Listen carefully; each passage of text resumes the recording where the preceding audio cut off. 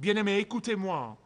Vous n'avez pas besoin d'avoir un diplôme du séminaire pour savoir que Dieu aime la foi, que Dieu aime l'optimisme, que Dieu aime ceux qui se fient vraiment à ses promesses, que Dieu aime la foi qui prend des risques, que Dieu est honoré par la foi de ses enfants. Vous savez, les optimistes, comme Caleb, me rappellent ce fermier qui était très optimiste. Il avait des difficultés financières, il traversait une période difficile, mais il était sûr que Dieu répondra à tous ses besoins. Il lui était très difficile de faire face aux échéances. Donc il est allé voir son banquier. Il lui a dit, « Monsieur banquier, j'ai de mauvaises nouvelles et j'ai de bonnes nouvelles. Lesquelles veux-tu écouter en premier ?» Eh bien, que tous mes amis banquiers me pardonnent. Il a dit, comme tous les banquiers, finissons des mauvaises nouvelles en premier. Donc l'homme a dit, les mauvaises nouvelles sont cette hypothèque que j'ai sur ma maison à cause de la sécheresse et toutes les choses qui se sont passées. Je ne serai pas capable de payer cette année, ni capital ni intérêt. Le banquier a dit, oh, mauvaise nouvelle. Il a dit, mais ce n'est pas tout. Il a dit, vous savez, ce prêt que j'ai pris sur les machines et le matériel? Il a dit, oui, je sais. Il a dit, je ne peux pas le payer non plus. Ni capital, ni intérêt. Il a dit, c'est une nouvelle doublement mauvaise. Il a dit, mais ce n'est pas tout. Vous savez ce prêt que j'ai pris sur les semences et les engrais? Il a dit, oh non, ne me dis pas. Il a dit, si, je vais vous dire. Je ne peux pas payer ça non plus cette année. Ni capital, ni intérêt. Et à ce moment-là, le banquier lui dit, j'ai eu assez de mauvaises nouvelles. Donne-moi, s'il te plaît, les bonnes nouvelles.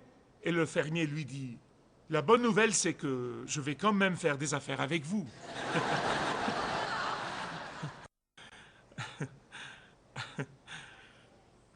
Vous voyez? Ça. D'autres ont vu des géants, mais les nains. Les 10 autres ont vu Dieu de la promesse. Les 10 autres ont vu la peur et la terreur, mais il a vu le Dieu de la foi et de la puissance. Ils n'ont vu que la défaite devant eux, mais Caleb a vu le Dieu de la victoire. Ils n'ont vu qu'un avenir morne qui les attendait, mais Caleb a vu le Dieu qui contrôle l'avenir. Ils ont vu le désespoir, mais Caleb a vu le Dieu de l'espoir. Et même ici, dans Josué 14, 12. Maintenant, pouvez-vous faire un peu de gymnastique mentale? Ce que je vous ai dit au sujet de Caleb. 45 ans avant Josué 14, 12. Si vous avez compris, levez la main. D'accord, 45 ans plus tôt, quand ils sont allés explorer le pays et Caleb est venu dire « nous les vaincrons », c'est 45 ans plus tard que nous sommes ici, maintenant dans ce passage. Josué chapitre 14, verset 12. 45 ans plus tard,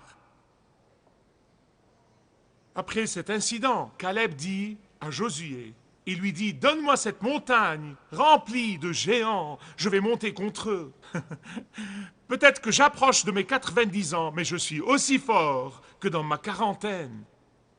Je veux m'adresser à ceux qui pensent qu'ils veulent se retirer du travail de Dieu. Je vous prie de rentrer à la maison et de lire Josué 14, 12, tous les jours.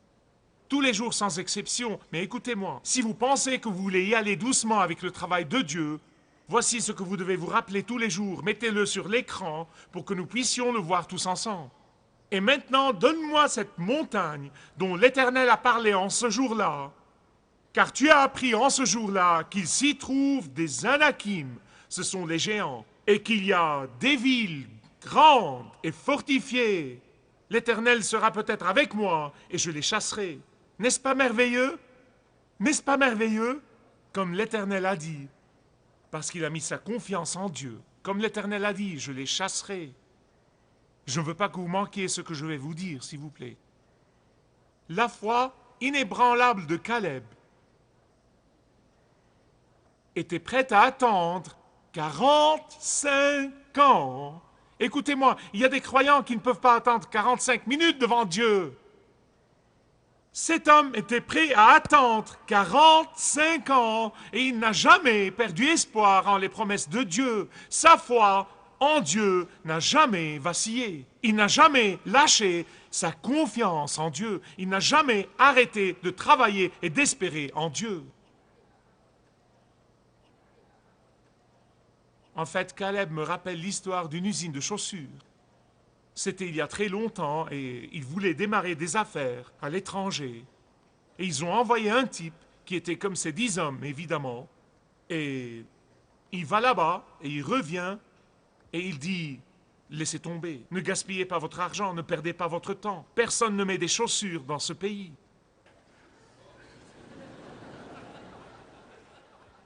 Donc ils ont envoyé un autre type qui était comme Caleb.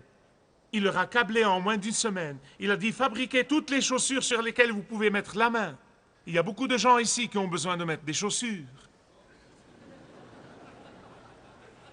Caleb approchait de ses 90 ans, mais il était prêt pour une bataille de plus. Peut-être que Caleb avait 90 ans, mais il était prêt à chasser les Anakim, il était prêt à chasser les géants qui ont terrifié les 10 autres auparavant. Il était prêt à prendre la montagne pour Dieu. Voulez-vous savoir comment augmenter vos territoires? Voulez-vous savoir comment être béni de Dieu? Voulez-vous savoir comment augmenter vos occasions de témoigner et de servir et d'être utile au royaume de Dieu? Écoutez-moi, si vous voulez savoir, souvenez-vous des mots de Jésus.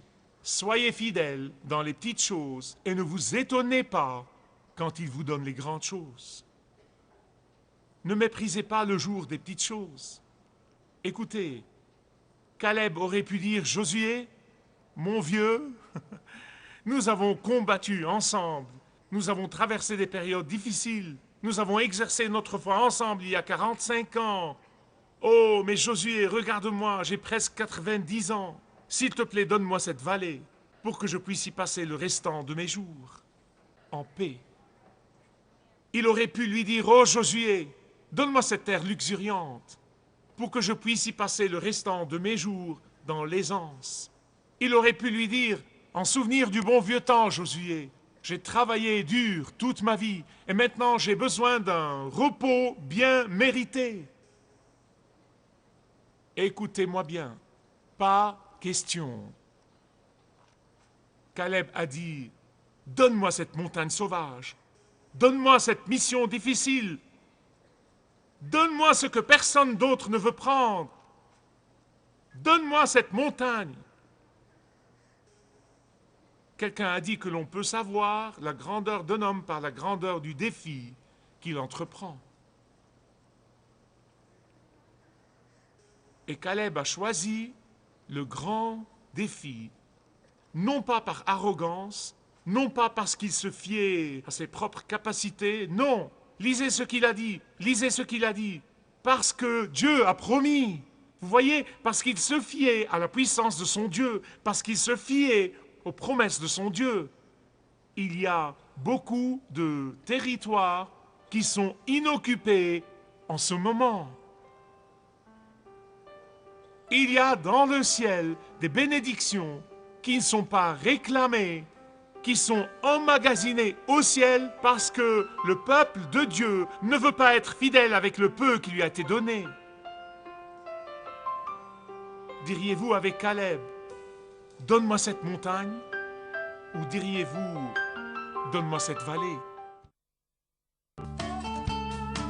Si vous désirez connaître Dieu d'une manière personnelle, demandez le livret « Retrouvez la joie que vous avez toujours désirée » et vous pourrez découvrir l'amour de Dieu pour vous et apprendre comment expérimenter son pardon.